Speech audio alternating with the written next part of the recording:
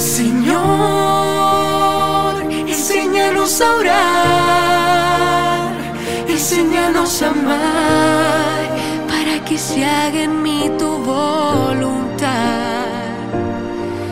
Te doy gracias porque has hecho demasiado, que por mí hasta tu sangre has derramado.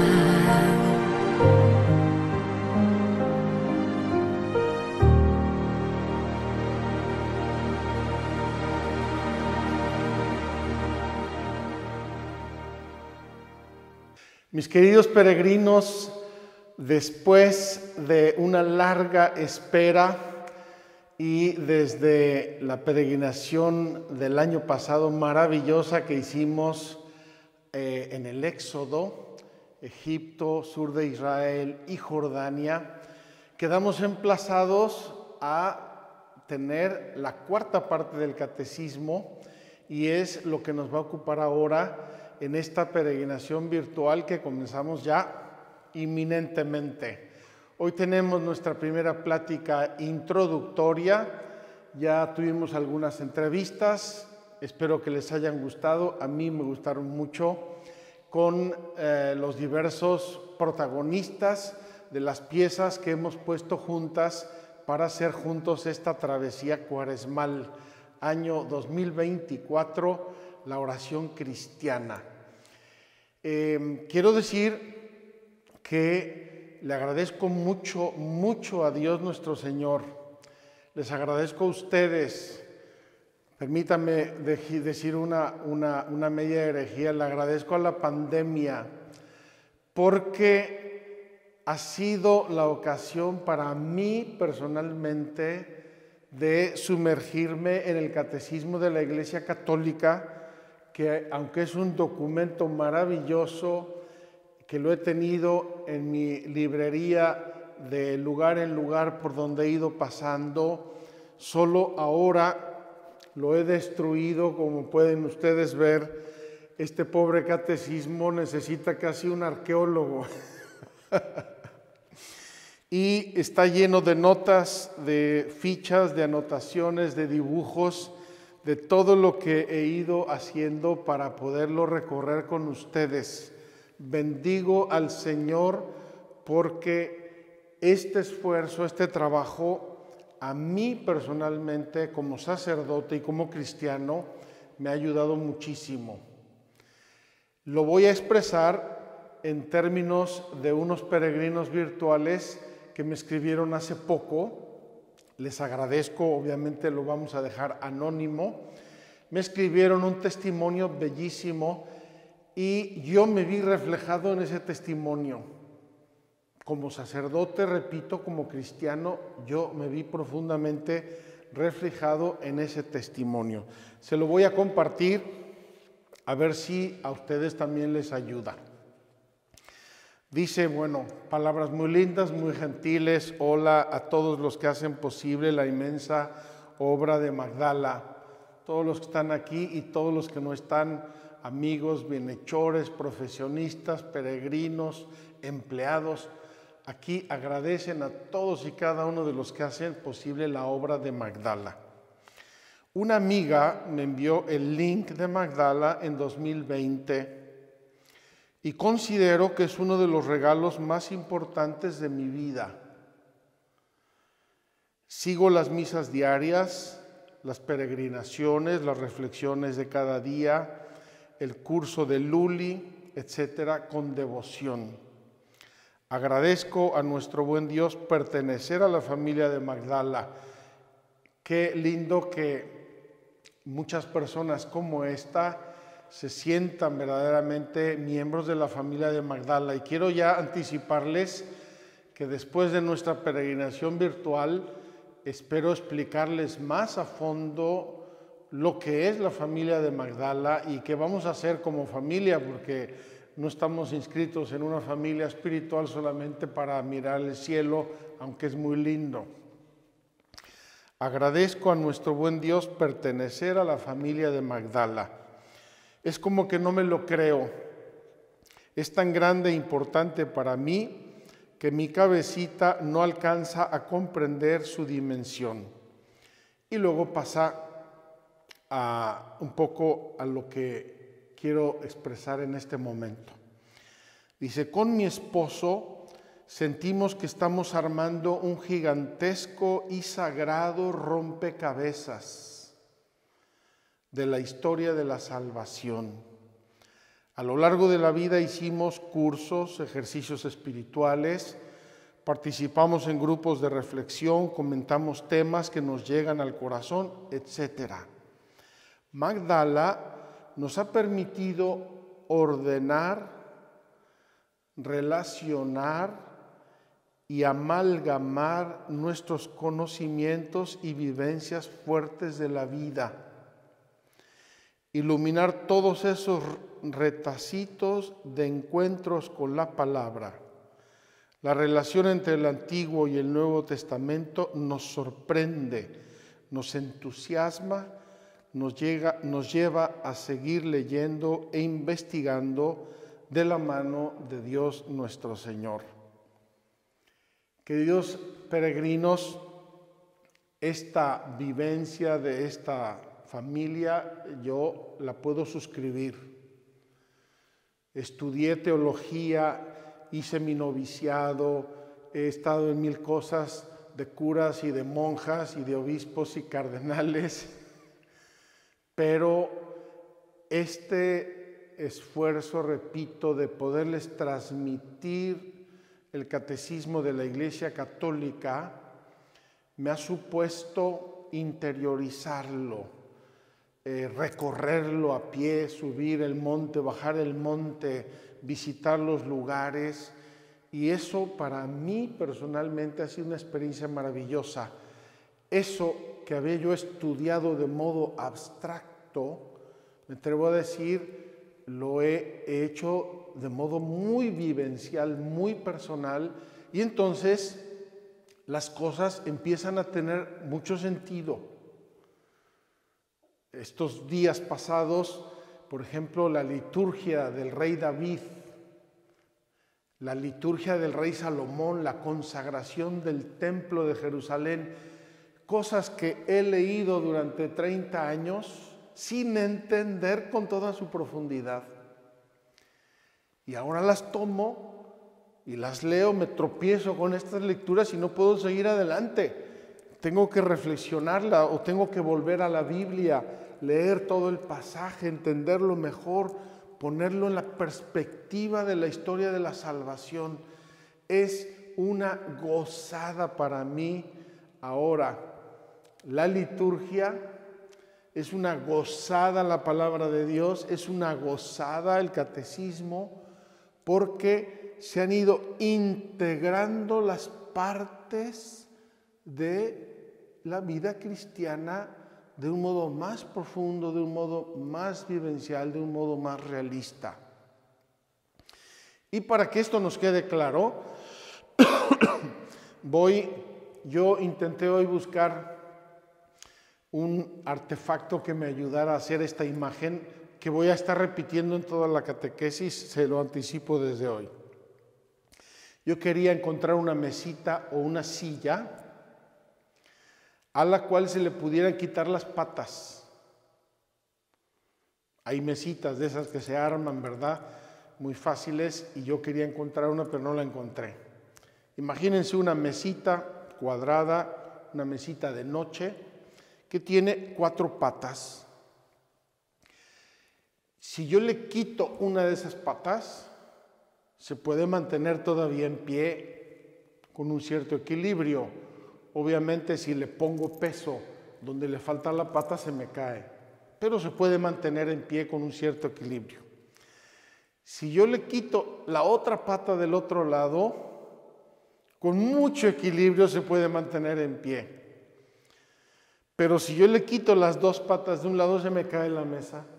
Y desde luego una mesa de 4 patas con una sola pata es un absurdo, es imposible, se cae esa mesa.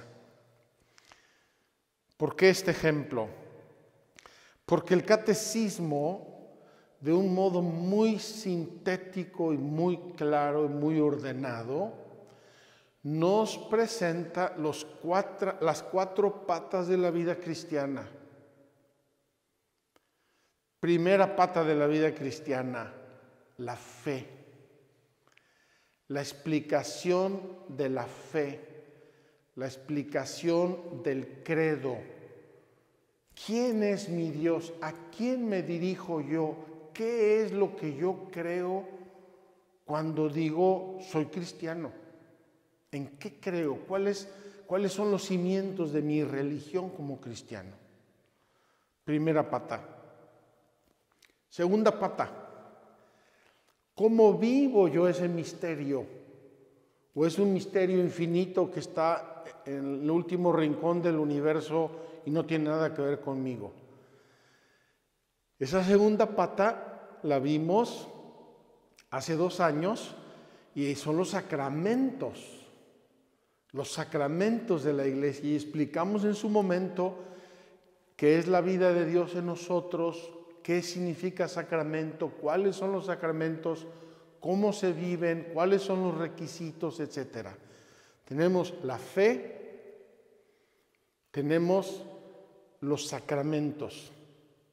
El año pasado fuimos a Egipto y recorrimos la Tierra Santa de la mano de Moisés. Entonces, de la mano de Moisés recibimos los mandamientos de la ley de Dios. Los mandamientos de la ley de Dios, el orden moral del cristiano. Esa es la tercera pata de la vida cristiana. La fe, los sacramentos, la moral. Y ahora comenzamos la cuarta pata de esta mesita. La cuarta pata de esta mesita es la vida de oración, es decir, una relación fresca, filial, espontánea, amorosa, confiada de Dios nuestro Señor. Si yo tengo estas 4 patas, mi mesa está firme. Antes hablé de quitar una o quitar la otra o quitar la otra, pero también hay la posibilidad de que una de estas patas sea más corta que las otras. Cuando uno va a un restaurante y se sienta y la mesa baila, qué incómodo, ¿verdad? Mesero, por favor, mire, está bailando la mesa. ¿Por qué? Porque está uno comiendo, cenando y aquello se le mueve. ¿Qué nos puede pasar? Yo creo todo lo que dice el credo. Los sacramentos a lo mejor regular los echo, no los entiendo, los frecuento más, los frecuento menos. Ya una pata está más corta que la otra.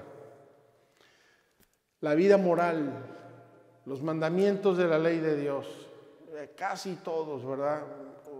Le echo ganas, pero fallo en algunos, se me olvidan, no sé muy bien los contenidos de los mandamientos, etcétera, etcétera. Tengo una pata de una dimensión, la otra de otra y la otra de otra. Esa mesa está bailando. O la oración, no oro poco, oro mal, se me olvida, no le dedico tiempo, no hablo con Dios, no sé ni qué hacer, no sé por dónde comenzar. Tengo mi mesa coja. Mi vida cristiana puede ser muy sincera, espero que lo sea siempre, pero es una vida cristiana un poco coja, un poco inestable, un poco insegura. Si yo pongo algo pesado en una mesa inestable, insegura, se me cae la mesa y la cosa. ¿Qué les pasa a algunas personas, por ejemplo, cuando les llega una pena grande en la vida? Una pena grande a todos nos puede llegar en cualquier momento. Si mi mesa no está firme, empiezo a tambalearme y a lo mejor me caigo. Hay gente, tristemente, que se cae ante una prueba muy seria en la vida. Entonces, queridos peregrinos, en esta ocasión vamos a ponerle a nuestra mesa la cuarta pata y espero que se la pongamos sólidamente. Quiero subrayar hechos providenciales que no estaban en nuestros planes, por lo menos en los míos, y que Dios ha permitido así, y bendito sea Dios, por algo los ha permitido. Cuando hicimos la peregrinación de la fe, mientras estábamos haciendo la peregrinación de la fe, el Papa Francisco viajó a Irak, a Nínive, a los lugares santos de la vida de Abraham. Una coincidencia preciosa que yo nunca había ni siquiera imaginado. Empezamos nuestras peregrinaciones virtuales con una pandemia, jamás pensado ni imaginado. Pero ahora, en esta ocasión, estamos en el año de preparación para el año jubilar, el año santo 2025, y el Papa Francisco nos invita a toda la Iglesia a prepararnos con un año dedicado a la oración. Una coincidencia bellísima que yo nunca me había imaginado ni planteado. De hecho, nos tocaba la cuarta parte del catecismo, es la parte de la oración. Cuando el Papa, hace ya casi un año, publica la carta en que anuncia el año santo 2025, año jubilar, etcétera, con todo lo que implica, y dice, vamos a dedicarle el tema al año anterior, vamos a dedicárselo a la oración. Yo dije, no es posible, qué maravilla. Quiero mencionar esto porque me gustaría que nuestra peregrinación virtual no fuera un ranchito aparte de la familia de Magdala. Me gustaría que hiciéramos juntos este camino cuaresmal con toda la Iglesia, con el Papa, con los obispos, con las catequesis de las parroquias, con tanta gente que sigue este viento del Espíritu Santo y que está caminando hacia el Año Santo 2025.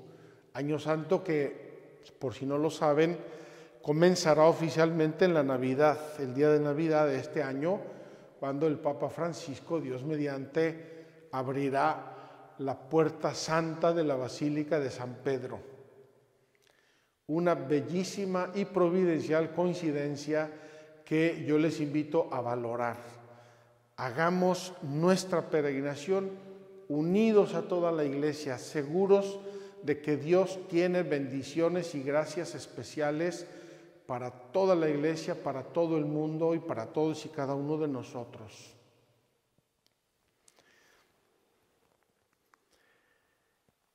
Quiero también subrayar un dato que eso lo escogí yo. Bueno, tenemos aquí un poco el ambiente de nuestra peregrinación.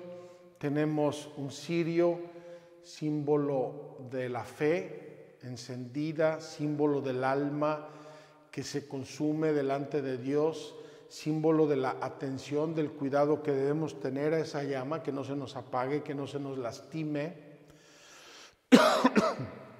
Tenemos la palabra de Dios, que es la base y la fuente de toda la vida cristiana, de toda la fe, de todos los sacramentos y de todo lo que hemos estado hablando. Tenemos nuestro catecismo, que es el Vademecum, que he traído debajo del brazo durante 4 años y que amo, aunque está bastante accidentado mi pobre catecismo, lo amo.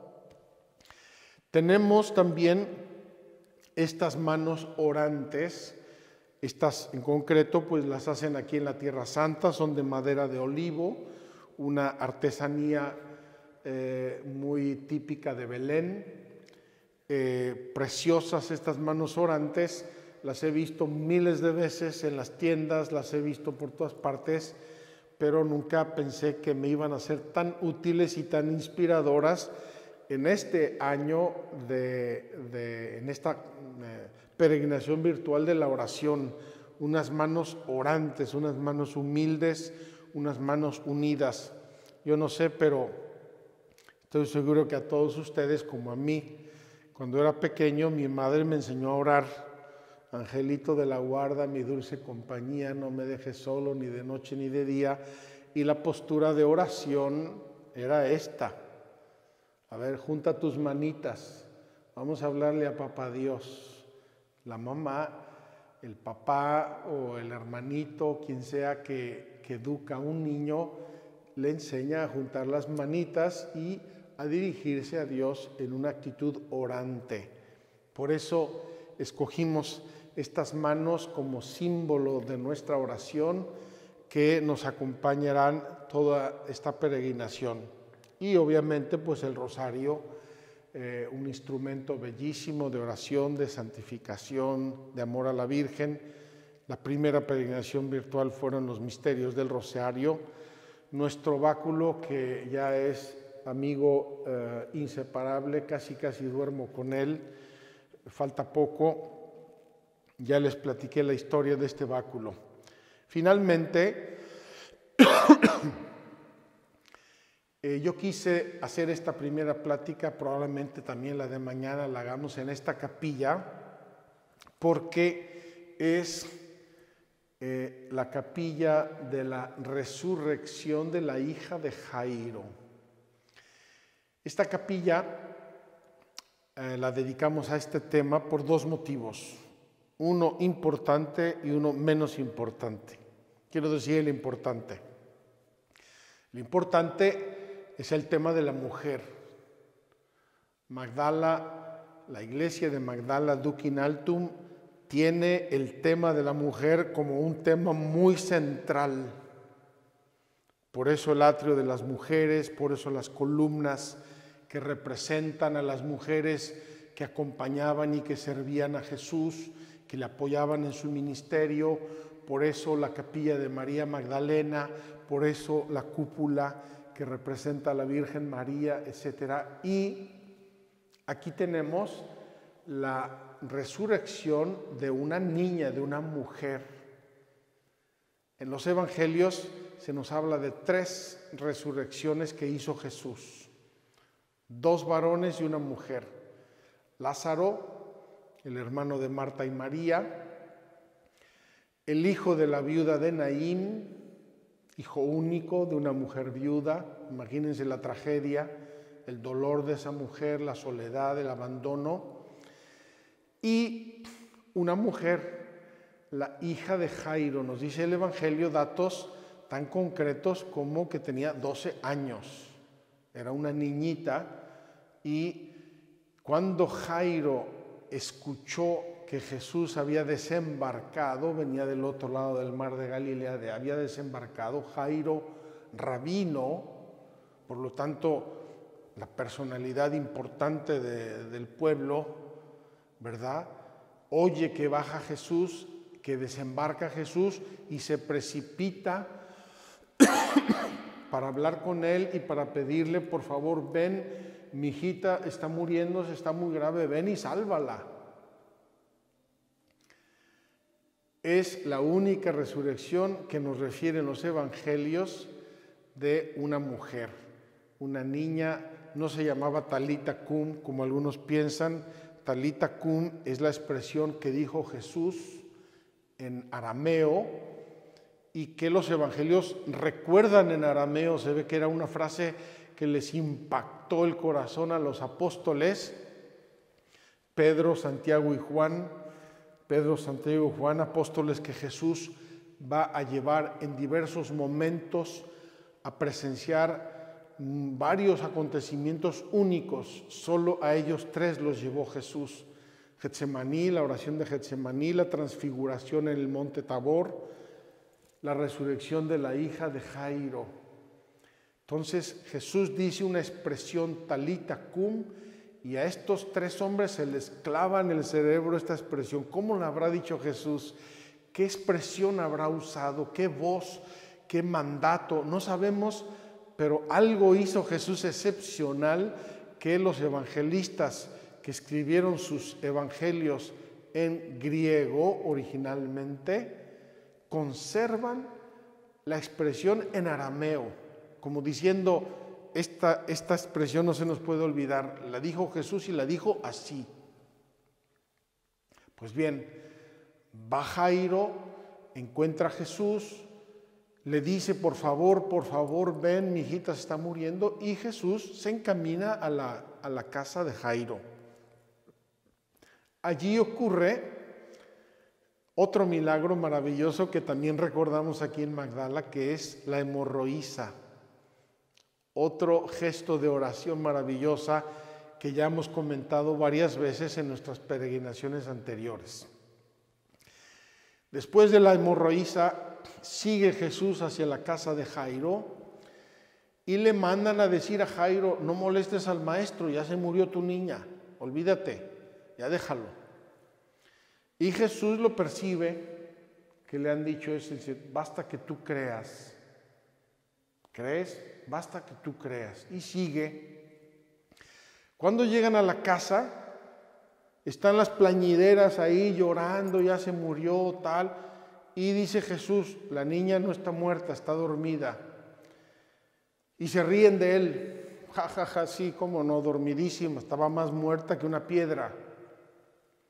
Y entonces Jesús entra en la habitación donde está la niña y entra con los padres de la niña y entra con estos 3 discípulos, Pedro, Santiago y Juan. Y entonces Jesús le dice, Talita cum, o cumi, niña, a ti te lo digo, levántate. Y Jesús la toma de la mano, un gesto que Jesús hace muchas veces, la toma de la mano y la levanta, le ayuda a incorporarse.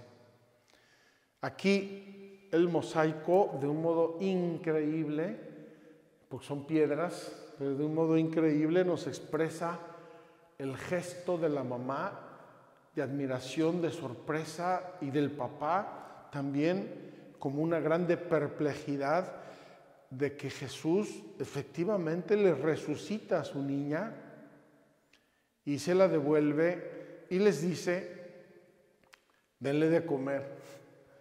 Pobre niña, se ve que estaba enferma, estaba moribunda, se murió y tenía el estómago vacío. Entonces Jesús tiene la delicadeza y la percepción de que esta niña, entre otras cosas, necesita comer. No sea que en la celebración de que resucitó, nadie piensa en darle de comer y se les desmaya. Quise hacer aquí esta plática introductoria con toda deliberación. Una escena evangélica de oración. ¿De dónde brota esta oración? ¿Es que alguien se puso a darle clases a este rabino de cómo tenía que hacer la oración? Él tenía una necesidad imperiosa, se le está muriendo su hija y oye que llegó Jesús, el maestro que anda haciendo milagros por todos lados, y dice, no se me va de acá hasta que no cure a mi hija. Y entonces, abriéndose paso en medio de la multitud, a empujones o como fuera, llega ante maestro y le dice, maestro, por favor, ven que mi hija se está muriendo. Qué hermosa lección de oración. Queridos amigos, queridos peregrinos, ¿quieren aprender a orar? ¿De veras quieren aprender a orar? Hagan una lista de sus necesidades. Hagan una lista de las necesidades de su ambiente, de su pueblo, de su ciudad, de su país, del mundo, de la iglesia. Vean las necesidades de la gente que les rodea. Esa es la mayor fuente de oración. Cuando nosotros vamos a orar, no vamos a hacer ejercicios de oración.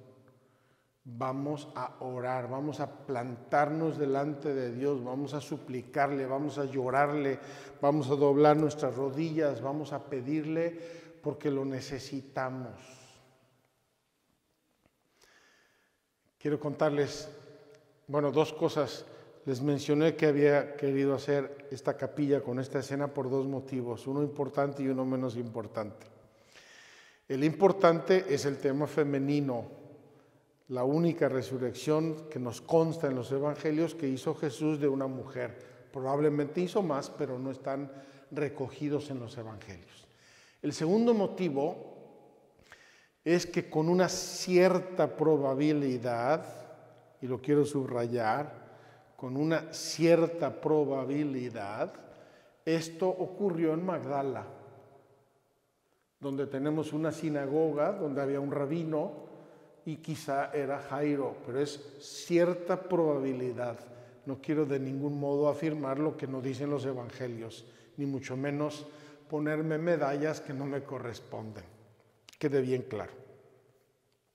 Quiero contarles una anécdota preciosa a propósito de saber orar. Dicen que un jovencito se fue al seminario y entonces este jovencito le escribía a su mamá: mamá, fíjate que nos están enseñando a cantar en el coro. Ah, qué maravilla, hijo, cántale bonito.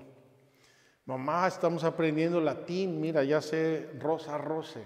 Ah, qué maravilla, hijo, sigue estudiando latín. Mamá, nos están enseñando a rezar, nos están enseñando a hacer oración. Y le contesta la mamá: ay, hijo, ojalá tú puedas aprender, porque yo he intentado muchas veces y no paso de la palabra padre.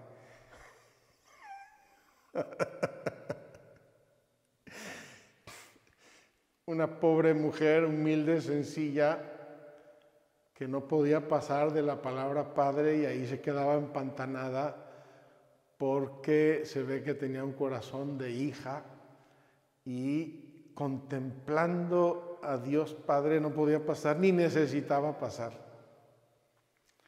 Qué hermosa anécdota de una mujer sencilla, una madre de familia que sabe lo que es que Dios es su Padre y ahí se queda.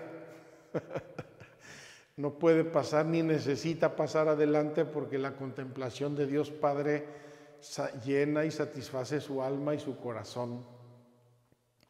Pues queridos hermanos, con estas ideas vamos a prepararnos para nuestra peregrinación cuaresmal. Quiero terminar con una aclaración importante y la quiero hacer bien clara y bien expresa para sentar unas expectativas muy claras. No voy a hacer un taller de oración, voy a hacer una catequesis sobre la oración. Se los digo porque un taller de oración es en la práctica enseñarme a orar, ¿verdad? Te explico 2 o 3 métodos de oración, entonces ahora vamos a meditar.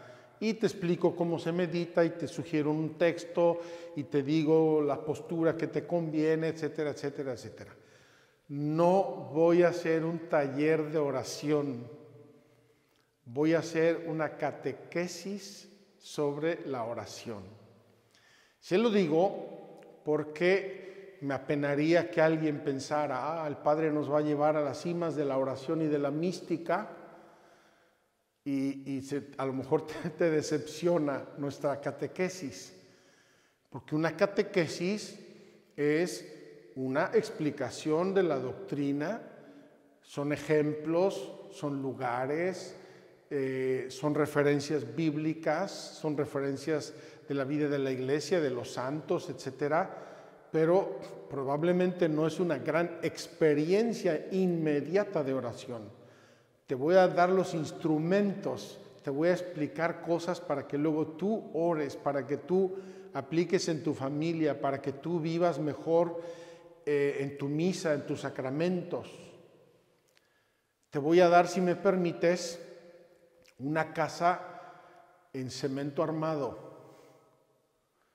No esperes encontrar una casa preciosa, decorada con flores, con tapices, con cuadros y con alfombras. Eso se los vas a poner tú cuando tú empieces a vivir tu propia vida de oración o la continúes, la madures, la perfecciones. Yo te voy a dar la estructura, te voy a dar elementos indispensables sin los cuales probablemente no puede haber oración cristiana. Pero la experiencia de oración te la voy a dejar a ti y te voy a sugerir pistas, pero no es un taller de oración, es una catequesis sobre la oración cristiana. Termino solo mencionando las partes de esta catequesis. Tiene el catecismo, es la cuarta parte, la oración cristiana, tiene 2 secciones. La primera sección es la oración en la vida cristiana, es decir, la vida cristiana sin oración es imperfecta, es incompleta, es pobre, es árida. Y la segunda sección es la explicación del Padre Nuestro. Cuando le dijeron a Jesús, enséñanos a orar, Jesús les dijo el Padre Nuestro y con eso les dijo, aquí tienen los elementos para que ustedes oren, para que ustedes contemplen, para que ustedes alineen su vida a la oración. Termino por hoy. Mañana nos vemos, mañana voy a hablar de cosas un poco más prácticas, voy a explicar el programa de toda la peregrinación, voy a darles algunas sugerencias concretas, voy a sugerirles algunos libros. Si entendieron el ejemplo de mi mesita cuadrada con 4 patas, el orar o el no orar afecta toda mi vida. Afecta toda mi vida cristiana y a través de mi vida cristiana, de mi vida espiritual y de mi vida religiosa, afecta todo. Si yo no oro poco, oro mal, oro de vez en cuando, o se me olvida, o no le doy interés, o no me importa, o no le doy tiempo, mi vida cristiana está coja. Y si mi vida cristiana está coja, probablemente toda mi vida esté un poco coja.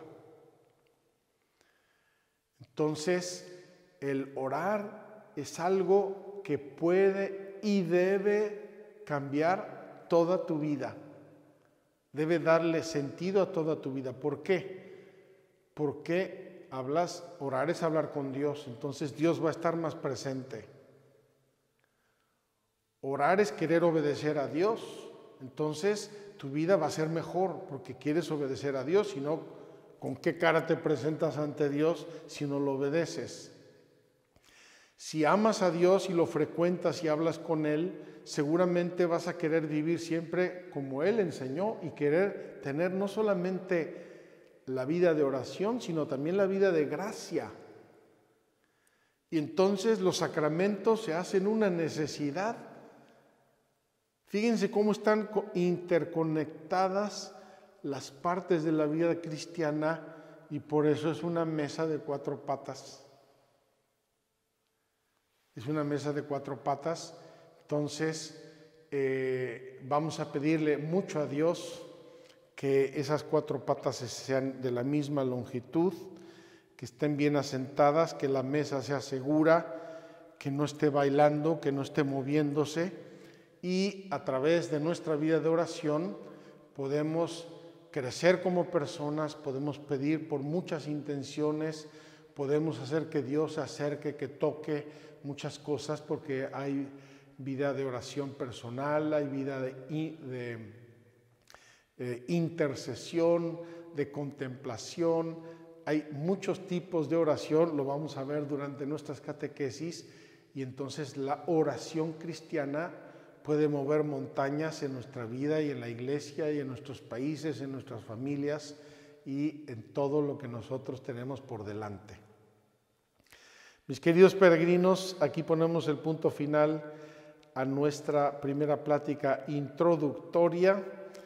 Prepárense, vamos a orar mucho unos por otros, vamos a orar mucho unos por otros, vamos a unirnos a la oración de la iglesia, vamos a unirnos a esta iglesia peregrinante hacia el Año Santo. Y estoy seguro de que Dios nuestro Señor va a derramar en todos y cada uno de nosotros muchas muchas bendiciones.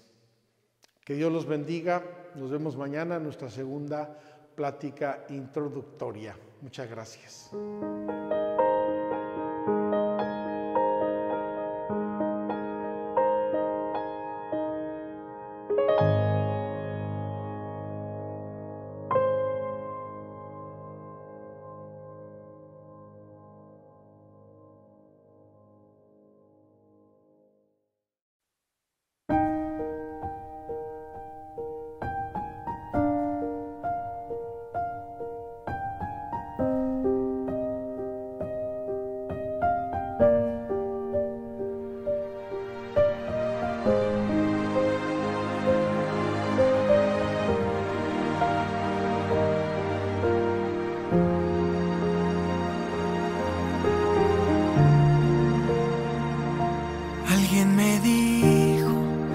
Postrando mis rodillas a tus pies, estarías cuando te necesitará. Me contó de aquella paz en tu presencia que nos encuentra cuando estamos en tu ausencia. Alguien me dijo que no importa si es la noche o la mañana, que no hay hora para acercarme a ti. Para oírte no hace falta complicarlo, solo abrir mi corazón hasta escucharlo. Señor, enséñanos a orar, enséñanos a amar, para que se haga en mí tu voluntad. Te doy gracias porque has hecho demasiado, que por mí hasta tu sangre has derramado. Señor, enséñanos a orar, enséñanos a amar y que se haga en mí tu voluntad. Te suplico tu perdón si te he ofendido. Haz que para siempre sea mi corazón como el de un niño.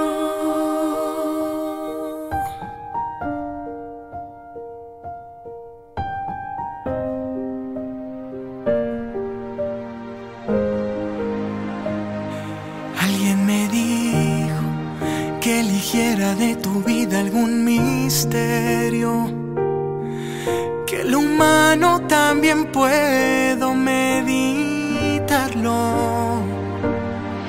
Imaginarte cuando tú estabas jugando, o cuando algo a ti te estaba lastimando.